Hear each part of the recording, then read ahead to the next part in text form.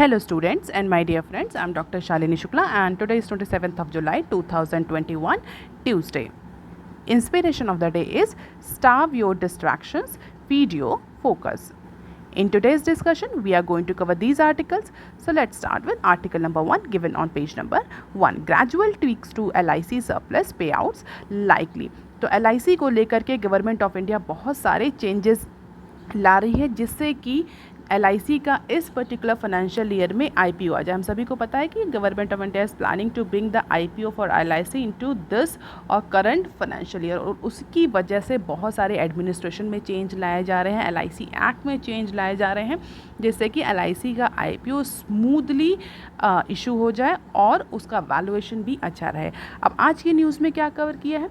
आज की न्यूज़ में basically government is actually considering the gradual tweaks to surplus distribution. Surplus distribution means profit distribution. So LIC का जो profit distribution होता है, डिविडेंड होता है, उसको लेकर के गवर्नमेंट कुछ चेंजेस करने जा रही है जिससे कि जो LIC का IPO आ रहा है, बेसिकली हमें हो रहा है प्राइवेटाइजेशन हो रहा है, उसका इमीडिएट इम्पैक्ट पॉलिसी होल्डर्स या शेयर होल्डर्स पर ना देखने को मिले, या इमीडिएटली पॉलिसी होल्डर्स या share holders will not feel the pinch, क्योंकि किसी गवर्नमेंट कंपनी में इन्वेस्ट करना और किसी प्राइवेट कंपनी में इन्वेस्ट करना, दोनों के ही सेंटिमेंट्स में डिफरेंस होता है.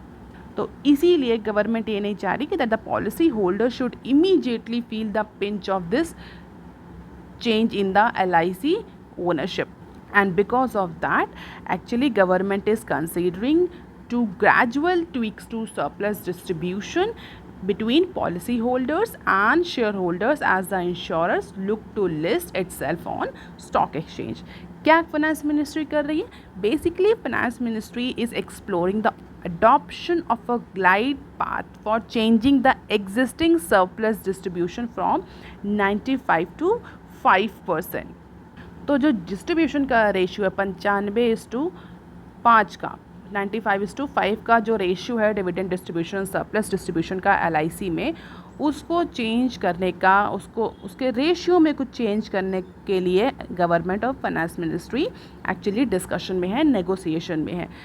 जो insurance regulatory and development authority के अकॉर्डिंग अगर बोले, LIC एक्ट के अकॉर्डिंग या IRDA के अकॉर्डिंग, अभी जो करंट रेशियो मैंडेट होता है डिस्ट्रीब्यूशन का वो 90:10 तक का रेशियो मैंडेट करता है IRDA, and as per the section 28 of LIC 90% or more surplus as approved by central government from the life insurance business to be reserved for policy holders, और IRDA at least 90:10 का ratio maintain करने को बोलता है, 90 for policy holders and 10 for share holders. और अभी currently LIC में कितना है?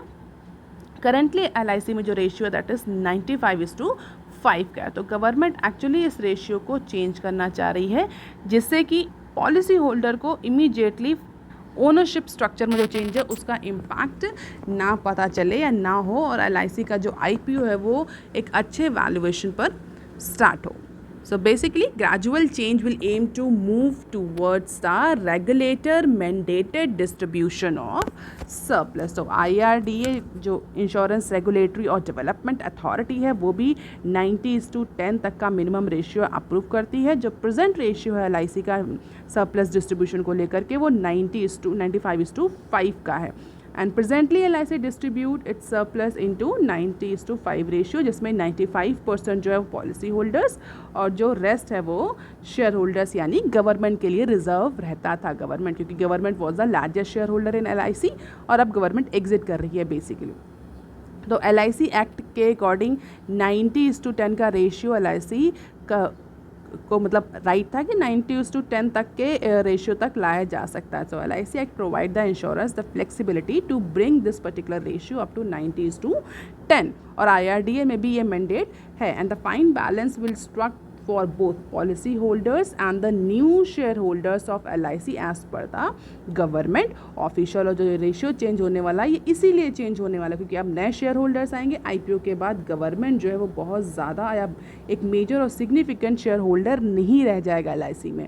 तो जो नए शेयर होल्डर आएंगे उनके बीच में सरप्लस डिस्ट्रीब्यूशन या प्रॉफिट डिस्ट्रीब्यूशन किस रेशियो से रहेगा, ऐसा ना हो कि पॉलिसी होल्डर्स के इंटरेस्ट को हार्म किया जाए। And that is why government is actually tweaking this particular distribution or surplus ratio or profit distribution ratio in LIC, and the exercise will be carried out considering the interest of existing policy holder as per the government। तो ऐसा नहीं है कि जो existing policy holders है उनको कुछ नुकसान पहुंचाया जाएगा या उनके इंटरेस्ट का ध्यान नहीं रखा जा रहा at the time of bringing LIC IPO। Government ने इंडिकेशन दिया है and this is the major change that government or finance ministry or IRDAI actually negotiating to bring into LIC distribution or surplus distribution ratio।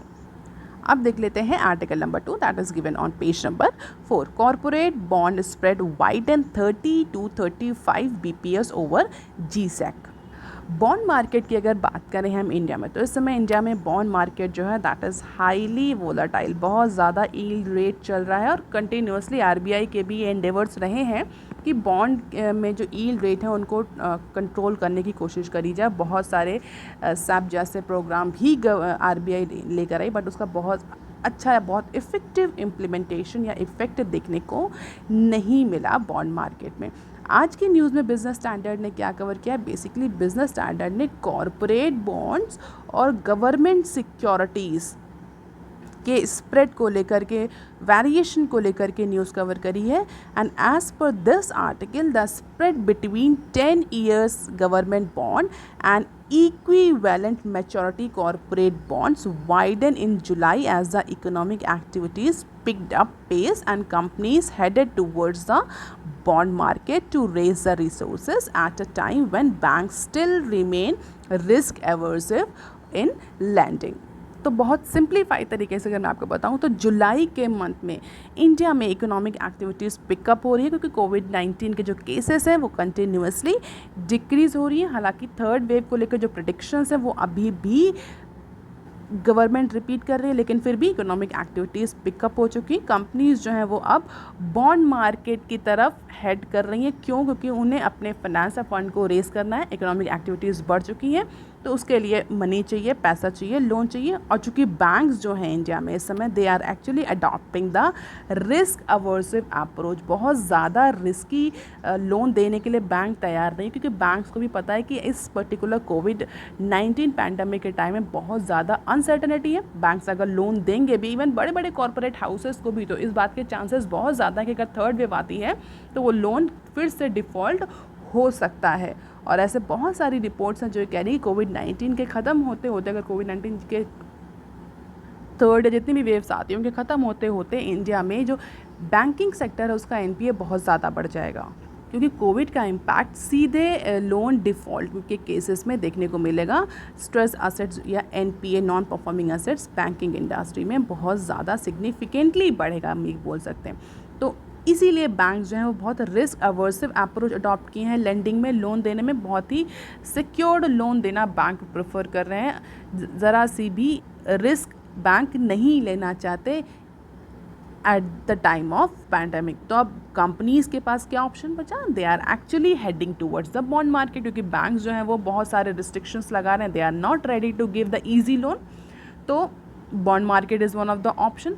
तो जिसकी वजह से जो companies हैं they are actually now moving towards the bond market for raising the resources, for raising the finances, जिसकी वजह से जो कॉरपोरेट बॉन्ड्स हैं वो उनकी जो स्प्रेड है वो बहुत ज़्यादा वाइड है। And this rise in spread is visible all across the classification. हर तरह के बॉन्ड में AAA कैटेगरी से लेकर के BBB माइनस तक 31 to 36 बेसिस पॉइंट तक स्प्रेड इंक्रीज होता हुआ दिखा। That is 0.36% point, and that is indicating firms will now have to pay higher cost to raise the money from the market. बहुत simple सी बात है, डिमांड बढ़ रही है बॉन्ड मार्केट में, पैसे की डिमांड बढ़ रही है, डिमांड बढ़ रही है तो डेफिनेटली इंटरेस्ट रेट भी बढ़ेगा। अगर लोन की डिमांड बढ़ रही है किसी पर्टिकुलर मार्केट से, लोन लेने वाले ज़्यादा हैं तो जाहिर सी बात है इंटरेस्ट रेट बढ़ेगा, और जिसका इम्पैक्ट सीधा स्प्रेड पर दिख रहा है। और अब एक्सपर्ट्स का जो मार्केट पार्टिसिपेंट्स है उनका कहना है कि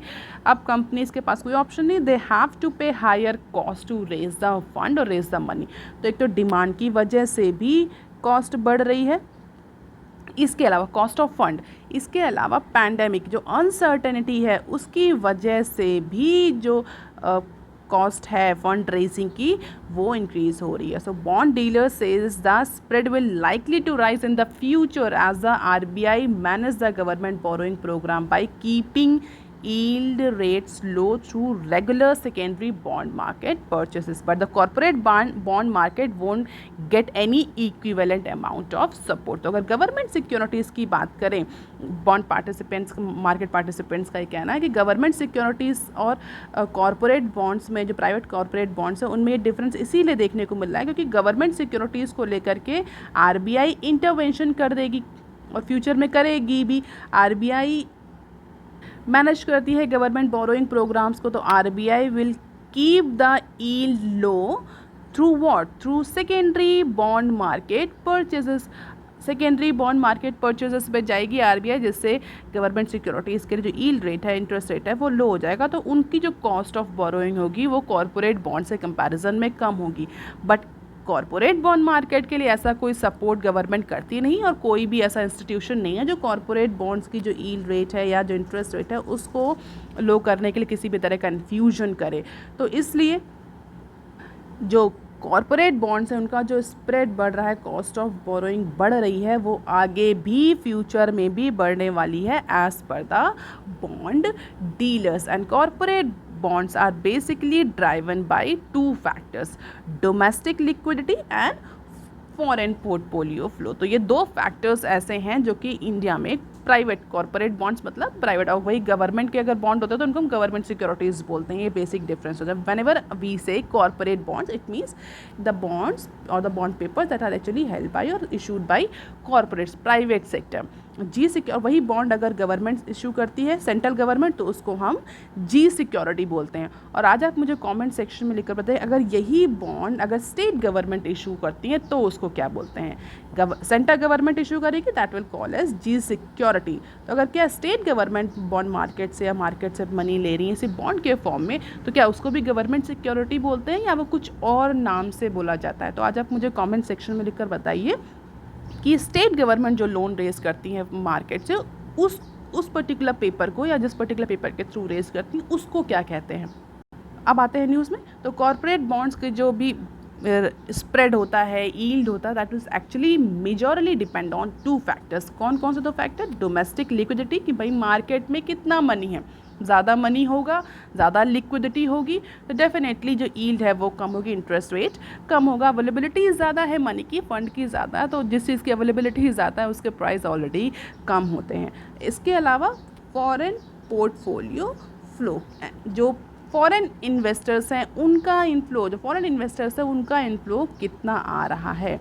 At 5.5 trillion of excess liquidity, the system has more than adequate liquidity, but the foreign portfolio investors are actually taking away money from the Indian market, and because of that this corporate bond spreading is increasing। तो अगर ये दो factors की बात करें तो इन दो factors में डोमेस्टिक लिक्विडिटी फैक्टर करेंटली ठीक ठाक है, सफिशेंट है। 5.5 ट्रिलियन की एक्सेस लिक्विडिटी अवेलेबल है as per the bond dealer. तो दूसरा फैक्टर यानी फॉरेन पोर्टफोलियो जो है, जो फॉरेन इन्वेस्टमेंट है उसकी अगर हम बात करें तो फॉरेन इन्वेस्टर्स आर एक्चुअली, जो फॉरेन इंस्टीट्यूशनल इन्वेस्टर्स हैं FPIs है, they are taking away their money from the domestic debt. क्यों? Net basis since fiscal year 19, तो फिस्कल ईयर 19 से जो foreign portfolio investors and they are actually taking away their money from the domestic debt market और इसकी वजह से ही जो corporate bonds हैं उसका स्प्रेड इंक्रीज होता हुआ दिख रहा है and that can be seen into the different categories of bond as well as from different time period. अगर हम देखें तो कंटिन्यूसली ये स्प्रेड आपको बढ़ता हुआ दिखेगा। So corporate bond spread over G securities in terms of BPS point. Definitely आपको ये याद करने की ज़रूरत नहीं, it is just for a glimpse. और spread rise in a month, जुलाई के मंथ का ये डेटा है जो जुलाई के मंथ में जितना स्प्रेड देखने को मिला है into different categories bond triple A plus A minus and definitely ये जो ए प्लस ए बी माइनस ये सब क्रेडिट वर्दीनेस के अकॉर्डिंग बॉन्ड्स की कैटेगरीज हैं। ये जो ट्रिपल ए कैटेगरी के बॉन्ड हैं इनको बहुत ज़्यादा क्रेडिट वर्दी माना जाता है। ये माना जाता है कि सिक्योर्ड होते हैं, जितने ज़्यादा आप बिलो जाएंगे कैटेगरी में तो अनसिक्योर होते जाएंगे। हालांकि इन सब में रिटर्न भी बहुत ज़्यादा, जितना ज़्यादा आप रिस्क लेंगे डेफिनेटली मार्केट का सीधा फंडा है, ज़्यादा रिस्क ज़्यादा रिटर्न। तो ये रेटिंग होती है बॉन्ड्स की on the basis of their health means financial health और क्रेडिबिलिटी और क्रेडिट वर्दीनेस। तो फ़िलहाल के लिए कॉरपोरेट बॉन्ड जो है वो गवर्नमेंट सिक्योरिटीज़ से ज़्यादा स्प्रेड इंश्योर कर रहे हैं और आगे आने वाले टाइम में ये कंटिन्यू रहने वाला है scenario as per this news. अब देख लेते हैं article number 3 that is given on page number 6। Retail credit getting traction but may remain below pre covid levels. Retail credit की बात कर रहा हूँ, क्रेडिट ग्रोथ की बात करें इंडिया में, अगर रिटेल क्रेडिट को छोड़कर अभी सिर्फ क्रेडिट ग्रोथ की बात करें इंडिया में तो पैंडेमिक की वजह से इंडिया में जो क्रेडिट ग्रोथ है वो बहुत ज़्यादा डाउन हुई। एक्सपर्ट्स ने भी ये बोला है, बैंक के जो कई सारे एक्सपर्ट्स हैं, इकोनॉमिक एक्सपर्ट्स, उनका भी कहना है कि इंडिया में credit growth rate is very slow. और हमने इस न्यूज़ को कवर भी किया है कई बार कि इस समय करंट पैंडेमिक की वजह से फाइनेंशियल ईयर में जो क्रेडिट रेट है, जो क्रेडिट ग्रोथ रेट है वो बहुत ज़्यादा स्लो है। और हमने डिस्कस भी किया था किसी भी इकॉनमी के लिए क्रेडिट ग्रोथ कितनी इंपॉर्टेंट होती है, क्योंकि अगर क्रेडिट ग्रोथ नहीं हो रही, क्रेडिट नहीं इंक्रीज़ हो रहा है किसी पर्टिकुलर इकॉनमी में, लोग क्रेडिट नहीं ले रहे, लोन नहीं ले रहे, तो उसका सीधा इम्पैक्ट कहाँ देखने को मिलता है? इन्वेस्टमेंट में देखने को मिलता है, इकोनॉमिक एक्टिविटीज़ में देखने को मिलता है, एम्प्लॉयमेंट जनरेशन में देखने को मिलता है, कंज्यूमर एक्सपेंडिचर में देखने को मिलता है। इन सारे फैक्टर्स पर इसका इम्पैक्ट देखने को मिलता है। तो क्रेडिट फ्लो होना किसी भी इकोनॉमी में, सर्कुलर इकोनॉमी में बहुत ज़्यादा ज़रूरी होता है। और पिछले कुछ टाइम से, कुछ क्वार्टर से क्रेडिट ग्रोथ जो इंडिया में वो बहुत ज़्यादा अप्रिशिएटिंग नहीं है। But recently into the second quarter, we are in the second quarter of financial year 22, the bank credit will see uptick from the second quarter, but riding on a gradual easing of lockdown, increase in the economic activities. So because of these improvement in economic activities, सबको पता है, हमने अभी इससे पहले की news में भी डिस्कस किया है कि कोविड-19 के जो केसेस हैं वो कम हो रहे हैं और जुलाई से अप्रॉक्सीमेटली अगर आप देखें तो इकोनॉमिक एक्टिविटीज़ जो है वो बूस्ट हो रही हैं, रिकवर हो रही हैं। उसका इम्पैक्ट बहुत सारे अदर माइक्रो और मैक्रो इकोनॉमिक इंडिकेटर्स में देखने को मिल रहा है और जिसका इम्पैक्ट हमें क्रेडिट जो बैंक के जो रिटेल क्रेडिट ग्रोथ है उस पर भी देखने को मिला। तो ऐसा एंटिसिपेट किया जा रहा है कि सेकेंड क्वार्टर से जो बैंक की रिटेल क्रेडिट ग्रोथ है वो इंक्रीज़ होगी because of gradual easing of lockdown and because of the increase in economic activities. लेकिन जो ग्रोथ की रेट होनी चाहिए, जो ग्रोथ का पेस होना चाहिए, वो अभी प्री पैंडेमिक तक के रेट तक अभी नहीं पहुंचेगा। तो प्री पैंडेमिक यानी पैंडेमिक आने से पहले जो बैंक में रिटेल क्रेडिट की जो ग्रोथ रेट थी उस रेट तक अभी नहीं पहुंचेगा। इसका सीधा मतलब ये है कि जो ग्रोथ रेट है वो अभी लो रहेगी। प्री पैंडेमिक या उससे आगे पहुंचने के लिए रिटेल क्रेडिट ग्रोथ को अभी टाइम लगेगा। और बैंकर्स का कहना है कि थर्ड वेव को लेकर के जो एंटिसिपेशन है कोविड-19 की, जो थर्ड वेव को लेकर एंटिसिपेशन है उसकी वजह से एक बहुत बड़ा risk generator, big risk remains that may dampen the economic activities as well as this bank retail credit. Retail credit में बेसिकली आता क्या, छोटे छोटे लोन्स जो हाउस होल्ड जो लोन लेते हैं, पर्सनल लोन लेते हैं, होम लोन लेते हैं, शॉपिंग के लिए जो लोन लेते हैं, वो सारे छोटे छोटे लोन्स जो हैं वो रिटेल लोन्स में आते हैं। हालांकि बैंक्स में कॉर्पोरेट लोन्स जो बिग लोन्स होते हैं वो बहुत इंपॉर्टेंट रोल कॉन्स्टिट्यूट करते हैं, बट इसका मतलब ये नहीं कि रिटेल क्रेडिट का कोई सिग्निफिकेंट रोल नहीं होता। Retail credit also played a very significant role. और अगर प्री पैंडेमिक से पहले के डेटा को अगर पैंडेमिक के डेटा से कंपेयर करें तो हमें देखेंगे कि रिसेंटली जो रिटेल क्रेडिट है उसने बहुत सिग्निफिकेंट रोल प्ले किया है बैंक्स की इनकम को इम्प्रूव करने के लिए। क्यों? कि कॉरपोरेट्स ने अपने कैपिटल एक्सपेंडिचर के जितने भी प्लान थे पैंडेमिक ड्यूरेशन में वो पोस्टपोन कर दिए थे, जैसे कि जो बिग लोन्स हैं, जो कॉरपोरेट लोन्स होते हैं, वो फॉल किए थे बैंक में। तो और हम सभी को पता है बैंक की जो इनकम होती है वो कहाँ से आती है? बैंक की इनकम सिर्फ लोन से आती है। Loans are asset for the banks जो कि इनकम जनरेट करते हैं। और अगर बिग लोन्स में फॉल हुआ तो डेफिनेटली रिटेल लोन्स ने एक इम्पॉर्टेंट रोल प्ले किया था बैंक्स में इनकम स्टेबिलिटी रखने के लिए इस पैंडेमिक में। तो retail loans are very important for Indian banking industry. But bankers का ये कहना है कि थर्ड वेव को लेकर जो एंटिसिपेशन है उसकी वजह से इकोनॉमिक एक्टिविटीज़ फर्दर डैम्पेन हो सकती हैं। इन्वेस्टर्स जो हैं, कंज्यूमर्स जो हैं, उनका इंटरेस्ट अभी शेक कर सकता है। इसकी वजह से जो बैंक में जो रिटेल क्रेडिट की ग्रोथ है वो बहुत ज़्यादा अप्रिशिएटिंग नहीं रहेगी। इवन प्री पैंडेमिक पीरियड वाली भी ग्रोथ रेट हम अचीव नहीं कर पाएंगे। According to Reserve Bank of India data, in the pre pandemic phase that is 2019 to 20 year on year growth in retail credit was 16.66%। तो approximately 17% का retail credit growth rate था pre pandemic में। तो ये तो अज्यूम किया जा सकता है कि इस पर्टिकुलर Q2 से भले ही क्रेडिट की जो ग्रोथ रेट है वो बढ़ेगी रिटेल क्रेडिट की, बट 17% से नीचे ही रहेगी। अगर हम बात करें कि कौन से बहुत इंपॉर्टेंट लोन थे, तो home loans were very important, credit card loans were very important and personal loans were paying the very significant role into this retail credit growth before pre-pandemic period और during pre-pandemic period। तो ये तीन जो loan है retail के लिए, retail credit में ये बहुत इंपॉर्टेंट है, होम लोन, पर्सनल लोन और क्रेडिट कार्ड्स। और जिस तरह से पैंडेमिक है, थर्ड वेव के प्रेडिक्शंस हैं, उसको देखते हुए ये कहा जा सकता है कि पर्सनल लोन भी, होम लोन भी और क्रेडिट कार्ड, इन तीनों में ही फॉल देखने को मिला है और आगे भी अभी रहेगा जब तक कि अनसर्टनिटी कोविड-19 की थर्ड वेव या फोर्थ वेव को लेकर के नहीं रिमूव होती है। हालांकि मार्जिनल इम्प्रूवमेंट देखने को मिलेगा from Q2 of financial year 22 and this is the tracking retail loans of lenders. तो डिफरेंट जो बैंक्स हैं, HDFC banks, ICICI banks, Axis bank, Federal bank, bank of Maharashtra, उनका ये डेटा है कि उनमें कितना क्रेडिट जो रिटेल लोन है उसकी ग्रोथ कितनी रही Q1 ऑफ फाइनेंशियल ईयर 22 से लेकर Q1 ऑफ फाइनेंशियल ईयर 22 तक। तो Q1 ऑफ फाइनेंशियल ईयर 20 और 22 तक का डेटा है for different private sector banks, जिसमें किस हिसाब से ईयर ऑन ईयर बेसिस पे जो रिटेल क्रेडिट है उसकी ग्रोथ रही है। Definitely do not need to mark up the data, just for a glimpse. और क्लियरली दिख रहा है यहाँ पर हमें कि जो ग्रोथ रेट है वो फॉल कर रही है for this particular financial year. और अगर कंपेयर करें पिछले कुछ सालों से तो वो भी फॉल, एक सिग्निफिकेंट फॉल देखने को मिल रहा है इनटू डिफरेंट क्वार्टर्स। सो अब देख लेते हैं some other news clips. SEBI's skin in the game rules may stretch AMCs. So a 33 trillion domestic mutual fund industry will be required to make thousands of crore investment in its own scheme to meet out the SEBI's new skin in the game framework approved by its board last month.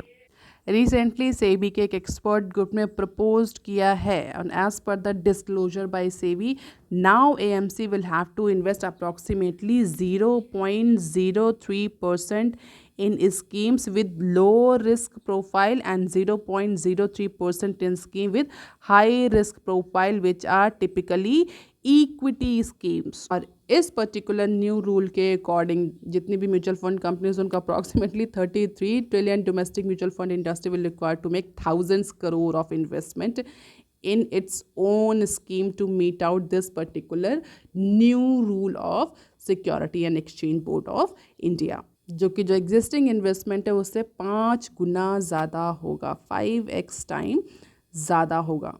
हालांकि सेबी ने कहा है कि अभी ये बहुत बड़ा amount लग रहा है म्यूचुअल फंड कंपनीज़ को, बट अभी to ensure the smooth implementation, जैसे कि एक्चुअली इम्प्लीमेंटेशन स्टार्ट हो, कंपनीज म्यूचुअल फंड कंपनी जो 33 ट्रिलियन की डोमेस्टिक म्यूचुअल फंड कंपनीज हैं इंडिया में, they can start with the lower threshold, अभी छोटे से अमाउंट्स है वो they can start, but in future they have to comply this rule of 0.03% and 0.13% into low risk profile and very high risk profile. और इसके according for a scheme with 1 trillion asset under management, the fund house will have to invest approximately rupees 130 crore for higher than 50 crores, that is actually mandated as per the current rule. तो current rule के according 50 crore का investment है, but अब जो rule revise हुए हैं उसके according minimum 130 crore का इन्वेस्टमेंट करना पड़ेगा अगर 1 ट्रिलियन का एसेट अंडर मैनेजमेंट स्कीम है। तो डेफिनेटली कहाँ 50 करोड़ और कहाँ 130 करोड़, तो ये इन्वेस्टमेंट बहुत ज़्यादा है, तो इससे एक एक्स्ट्रा बर्डन पड़ेगा म्यूचुअल फंड कंपनीज पर। बट सेबी का कहना है कि फॉर स्मूदर इम्प्लीमेंटेशन अभी आप छोटे अमाउंट से स्टार्ट कर सकते हैं, but later in future you have to comply with all these rules.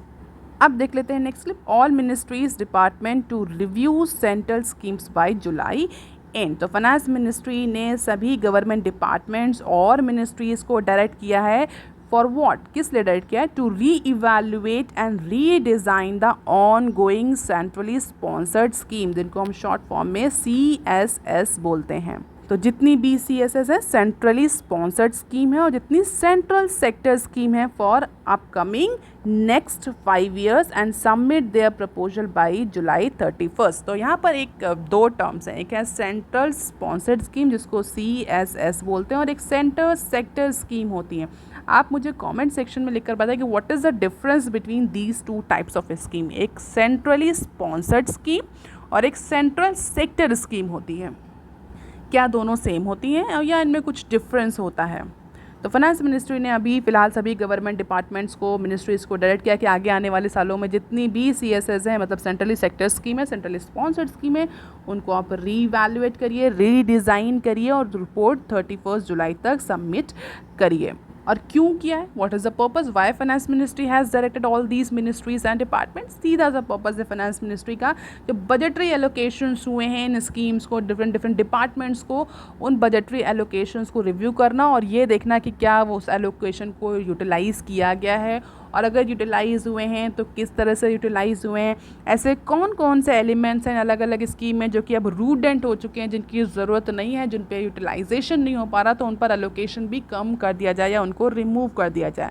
So finance ministry has informed that every ministry has to take a fresh approval for the period of 21 to 26 FY, and every scheme would need approval based on the recommendation of new finance commission report। तो बहुत सीधा सा फंडा है, redesigning, री-इवैल्यूएटिंग, री-एलोकेशन to all the ministries, to all the policies or scheme depending on their utility, depending on their importance, depending on their significance। इसीलिए finance ministry ने सबको direct किया है। और अगर ट्रेंड की बात करी जाए, एलोकेशन की ट्रेंड की बात करी जाए, परसेंटेज ऑफ टोटल एक्सपेंडिचर की बात करी जाए, तो जो जितनी सेंट्रल सेक्टर स्कीम हैं, they are getting more allocation since financial year 16 in comparison to centrally sponsored scheme. तो एलोकेशन अगर आप देखें इस ग्राफ को, अगर आप केयरफुली ऑब्जर्व करें, यू कैन सी कि जो एलोकेशन है सेंट्रल सेक्टर स्कीम में वो ईयर बाय ईयर बढ़ा है। Central sector scheme is indicated by black बार। तो आप देखेंगे ब्लैक बार का जो रेशियो है, जो अमाउंट है, वो कंटिन्यूसली ईयर बाय ईयर बढ़ रहा है in comparison to centrally sponsored scheme. तो सेंट्रल सेक्टर स्कीम्स जो हैं वो ज़्यादा एलोकेशन उनको मिल रहा है फ्रॉम लास्ट 5 to 6 ईयर। अब देख लेते हैं next clip. Government detected ₹20K crore undisclosed income in Panama paper leak. New black money act, जो न्यू ब्लैक मनी एक्ट है उसके तहत गवर्नमेंट ऑफ इंडिया ने अभी recently approximately 107 prosecution complaints file करी हैं। किस लिए फाइल करी हैं? For undisclosed income of approximately 20,000 crore in Panama paper leak case. तो पार्लियामेंट को कल गवर्नमेंट ने इन्फॉर्म किया कि 107 कंप्लेन फाइल करी गई हैं under new black money act, और उस ब्लैक मनी एक्ट के तहत BMA के तहत अप्रॉक्सीमेटली 20,000 करोड़ की जो इनकम है वो डिस्क्लोज नहीं करी गई या अनडिस्क्लोज रही है as per the Panama papers leak. तो ब्लैक मनी को लेकर के गवर्नमेंट ऑफ इंडिया थोड़ा सा एक्टिव हुई है इस रिसेंट टाइम में, और as per the detail that is submitted by government of India on Monday into parliament, Minister of State for Finance said that official estimates of black money slats in Swiss bank for last past 10 year is not available। Question पूछा गया होगा, उस question को लेते हुए बहुत सारी details government ने डिस्क्लोज करी, उस डिस्क्लोज के अकॉर्डिंग 10 सालों में कितना ब्लैक मनी सबमिट हुआ स्विस बैंक में, उसका डिटेल अभी तक या ऑफिशियल एस्टिमेट्स गवर्नमेंट के पास अवेलेबल नहीं है। मई 31 तक government has passed 166 assessment order under the black money and imposition of income tax 2015, wherein it raised a demand of approximately 8,000 crore। और इसके अलावा गवर्नमेंट ने ये भी बताया कि ऐसा नहीं कि सिर्फ पनामा में जो पेपर लीक हुआ उसमें ही उसकी वजह से अनडिस्क्लोज इनकम पता चली। Apart from Panama paper leak, government has also detected, government ने इसके अलावा कुछ और अनडिस्क्लोज इनकम भी डिटेक्ट करी है, जिसमें 246 करोड़ की जो income undisclosed income credit government ने रिपोर्ट किया है, that is as per the paradise paper leak, और 11,000 करोड़ का एज पर ICU केसेस। तो ब्लैक मनी को लेकर के कल मंडे को गवर्नमेंट ने पार्लियामेंट में बहुत इंपॉर्टेंट इन्फॉर्मेशन सबमिट करी है। यहाँ पर बहुत ज़्यादा इन्फॉर्मेशन आपके लिए इंपॉर्टेंट नहीं, बस थोड़ा सा पनामा पेपर्स के बारे में और जो पैराडाइज पेपर लीक है और ICU केसेस है उनके बारे में थोड़ा सा जानने की ज़रूरत है। Apart from it, what is important in this news is the black money act which basically came into effect on July 1, 2017, GST के साथ ही आया था। और ये जो एक्ट है बेसिकली ये जितने भी जो मनी डिपॉजिट्स जो अब्रॉड होते हैं उन सारे मनी या सारे केसेस में डील करता है। A special investigation team SIT was informed on black money whose chairman and vice chairmen are retired judge of Supreme Court। और इन सब लॉस के अलावा जो हमारी सेंट्रल गवर्नमेंट है वो अदर कंट्रीज़ की गवर्नमेंट के साथ भी कंटिन्यूसली वर्क कर रही है in order to share the information that is related to the deposit money in abroad. और बहुत सारे टैक्सेशन एग्रीमेंट भी साइन किए गए हैं, जिसमें बहुत इंपॉर्टेंट अगर एग्रीमेंट की हम बात करें तो डबल टैक्स अवॉइडेंस, जिसको हम शॉर्ट फॉर्म में डाटा भी बोलते हैं, इस तरह के एग्रीमेंट्स भी कई सारे कंट्रीज़ के साथ साइन हुए हैं। और ऐसा नहीं कि इस बार साइन हुए हैं, बहुत पहले से भी साइन थे, बट अब government of India is now revising these agreements on the basis of new scenario. तो डाटा भी साइन हुआ है, टैक्स इंफॉर्मेशन एक्सचेंज एग्रीमेंट्स भी साइन हुए हैं in order to control these black money और undisclosed money that is actually deposited into abroad. अब देख लेते हैं next clip. No plans to print currency to tide over crisis FM। तो कल पार्लियामेंट में इस पर्टिकुलर र्यूमर को लेकर के बहुत क्लैरिटी दे दी हमारी फाइनेंस मिनिस्टर ने। उनका ये कहना है कि government is not planning to print any currency into this particular economic crisis situation that is actually triggered by the pandemic. तो पैंडेमिक की वजह से जो सिचुएशन इकोनॉमिक रिसेशन की जनरेट हुई है इंडिया में, और उसको लेकर कई सारे एक्सपर्ट ये भी कह रहे हैं government should print more money. पहले तो गवर्नमेंट ज़्यादा मनी प्रिंट करे और helicopter money, easy money available कराए, ईजी मनी अवेलेबल कराए कहाँ, मार्केट में, जिससे कि क्रेडिट बढ़ेगा, लोन अवेलेबिलिटी बढ़ेगी और एक्सपेंडिचर का जो कंज्यूमर का एक्सपेंडिचर है, कंज्यूमर एक्सपेंडिचर वो बढ़ेगा, जिससे इकोनॉमिक जो एक्टिविटीज़ हैं वो बूस्ट करेंगे, इकॉनमी बूस्ट करेगी। बट फाइनेंस मिनिस्टर ने क्लियर कह दिया गवर्नमेंट फ़िलहाल के लिए मनी प्रिंट करने के डिसीजन को फॉलो नहीं करने जा रही है। क्यों? क्योंकि उसके अदर रिपरकशंस है, it may leads to inflation. अगर इन्फ्लेशन की बात करें तो डबल डिजिट तक पहुंच चुका है इंडिया का इन्फ्लेशन, तो मनी प्रिंट करना may be a self suicide case. That is why government is actually not considering this option in order to mitigate the economic recessionary winds. अब देख लेते हैं next slip. Government to sell 8% in हुडको likely to get ₹720 crore. तो 8% का share government cell करने जा रही है, किस में? Housing and urban development corporation, जिसको शॉर्ट फॉर्म में हम हुडको बोलते हैं, और थ्रू किससे? Through offer for sale OFC medium से ऑन ट्यूसडे। एंड इससे ऐसा एंटिसिपेट किया जा रहा है कि ये अप्रॉक्सीमेटली 721 721 करोड़ का ट्रांजैक्शन होगा, जिससे गवर्नमेंट को करीब 721 करोड़ का रेवेन्यू जनरेट होगा. So the government offers to sell its 110 million share of 5.5% stake in this public sector. Housing and Urban Development Corporation would open for non-retail investors on Tuesday, यानी कि आज, जिससे गवर्नमेंट इतना revenue fetch out करेगी. तो अपना 5.5 का stake government cell करने जा रही है इनटू दिस पर्टिकुलर PSU.